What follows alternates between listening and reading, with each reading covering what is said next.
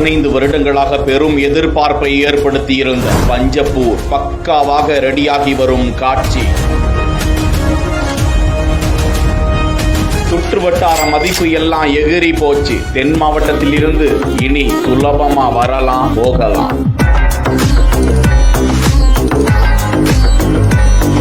சிட்டிக்குள்ள டிராபிக் வெகுவா குறையும். பஞ்சப்பூரை சுத்தி இனி பஞ்சமே இருக்காது.